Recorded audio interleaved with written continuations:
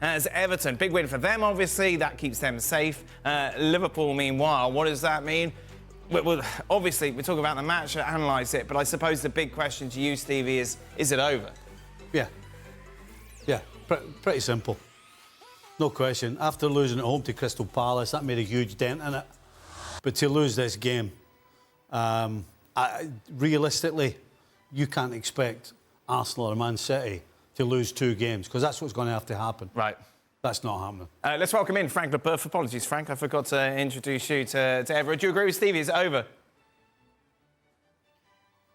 Well, I wouldn't be 100% sure it is over, because everybody can make mistakes also on the other side. But I agree, you will need to lose from the others. But when you don't put ingredients at the end of the game for at the end of the championship in the race of a possible title, it means something. And today, Liverpool were nowhere near it. It was a derby. You have to have the pride. You have to be a warrior. And we saw nothing of that. On top of it, they were sometimes clumsy, sometimes not tuned in. And we saw TAA on the goal, that the second goal they conceded. Darwin Núñez, I agree with Craig. Why he shot on Pickford when you have like 4 or 5 yards free? So, some details that you can see that Liverpool weren't the Liverpool that we know. And maybe it's why I think it can be over very, very soon. They kind of were the Liverpool that we know, that we've come to know over the last few weeks. Yeah, so in that sense, it wasn't a huge surprise. Yeah, it was a Merseyside derby, so there was a good atmosphere there. They're fighting for their lives, so there's not any sort of mid-table mediocrity end of season about it, and that always adds an extra bit of spice.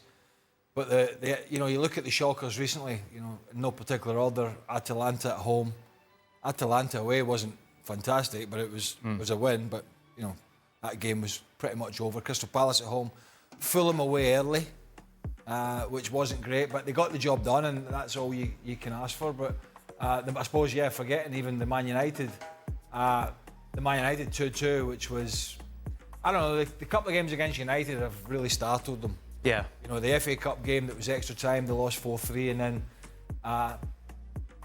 this game where young Konza made a mistake and out of nowhere Bruno Fernandes scores, and it's just sort of piled on from there, and it's not been great. And Stevie mentioned it a couple of days ago, was even at Fulham when they dug out a win, was Klopp never really raised the gallop. He wasn't in his technical area much, he wasn't screaming and shouting, he wasn't gesticulating.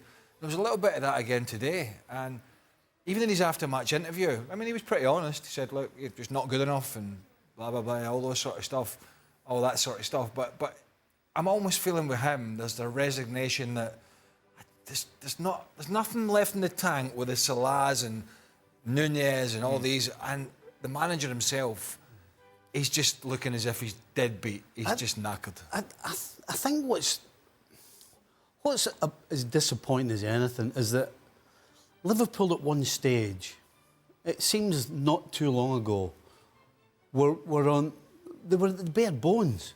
They couldn't put a team out. Yeah, Carabao Cup final, of course. But yet they got over all of that. Yeah. And they got all over that. They won the cup. They found themselves at the top of the league, and then they're bringing the players back, and you're thinking, this is fantastic. To get through this period, having half your team missing, and still be sitting top of the Premier League, and then you look at the fixtures and you think, this is doable, no question. And you get yourself to the point that it's in your hands. Mm-hmm. But then it fell apart. It fell apart. And mostly, in my opinion, it fell apart because for some reason the front players, particularly Salah, particularly Núñez, have absolutely disappeared off the face of the earth. We saw Núñez with a chance in the highlight. What we didn't see was there was a ball. He was standing at the top of the box on his own. There was a ball fired into him. All he had to do was take it and get a strike off at goal. He completely miscontrolled it. He actually ended up salvaging it by putting it back to Mo Salah, who then put it 40 yards over the crossbar. It really, just in that little passage, summed up what Liverpool have been going forward. We talk about Arsenal and the pressure on them, leading from the top, being top of the table. Talks about it's easier to chase. Did that hit Liverpool? Because when they went top, when destiny was in their own hands, when they beat Brighton, and of course City and Arsenal drew, since then, when they had destiny, when they could have won out and won it, things have gone really south quick. I really don't think it was pressure, to be honest. It's just complete loss of form. And I said it last week. So why is it pressure for Arsenal but not Liverpool? No, but I'm just saying that Liverpool... Look at Núñez and Salah, and Núñez in particular. I mean, one of the reasons that they were at the top of the league was because this guy looked as though he had found it. But then he's completely lost it just like that. But then he got injured, as did Salah. And then when they come back, they're obviously not the same, but then the confidence is shot. I don't see it as pressure. Listen, Liverpool, for me, all season, I couldn't figure out why they were sitting top of the league. Because all season, they've been giving up chances and giving up goals. I mean, today, the commentators told you today that this was the 15th game this season they'd gone behind. That's almost half a season. You can't keep doing that. So you can't keep doing it and getting away with it. And then you add on the fact that your forward line just can't buy a goal, other than penalty kicks or set pieces, then you're never going to win anything. And that's why they're out of 4 competitions. I always felt with Liverpool, as good as it was from last year, and listen, hey, you can't give this one up. You know what I mean? Like, Arsenal lost to Villa, and City have got 2 games in hand, and they haven't looked brilliant. But 4 games to go for Liverpool, and Arsenal's a body blow.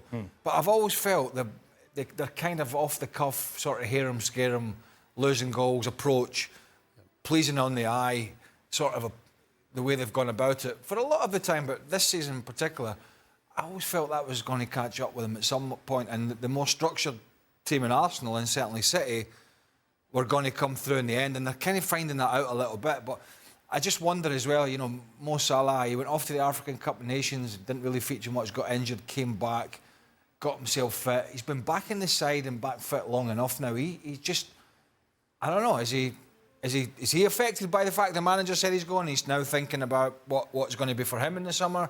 Big payday, another big payday in Saudi Arabia, whatever it is, because, man, he's just...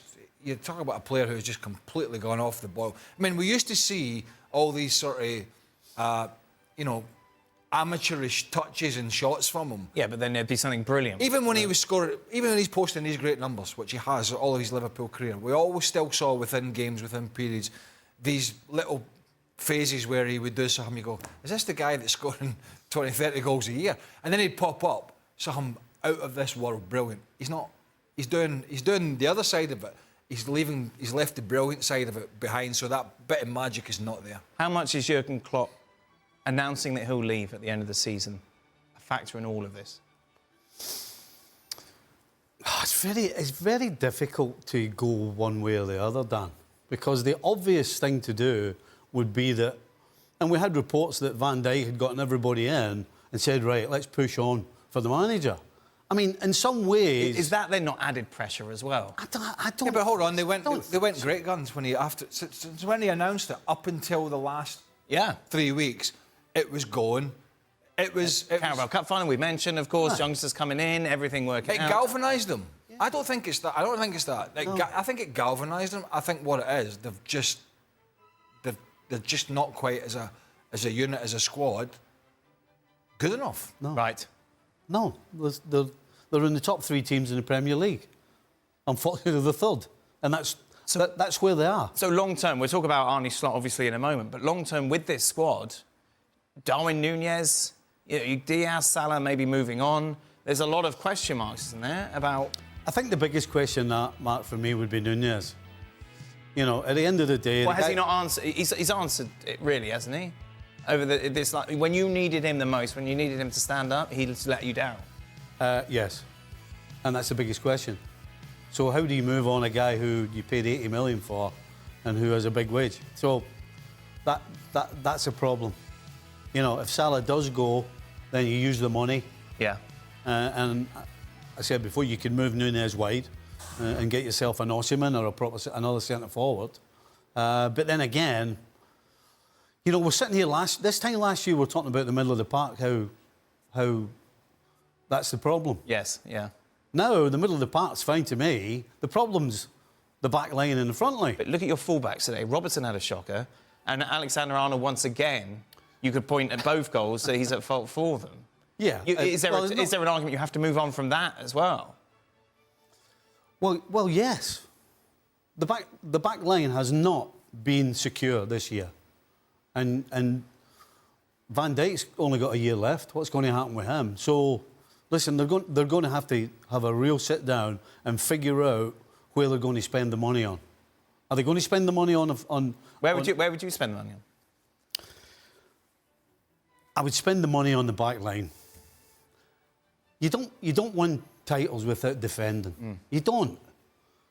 You can't just keep outscoring the opposition every Saturday in order to win the title. You just don't. It doesn't happen. When you play against good teams, proper teams, you can't get away with that. I think you have to give Núñez a little bit more time. But I'm saying that without being really confident that he can go back to what he was. There was a little spell in mid-season where he looked like a centre-forward. And you think, oh, he's got over the hump. But since that time to now, since he got injured, he looks as though he's the Núñez that joined us. But again, you have to... I don't think they're in a position where they're basically going to bin him. I think you've got to give him a little bit more time. But I would start at the back, absolutely.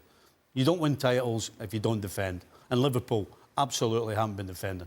So we've discussed a lot over recent weeks as to who will come in, who will take charge of Liverpool once Jurgen Klopp leaves.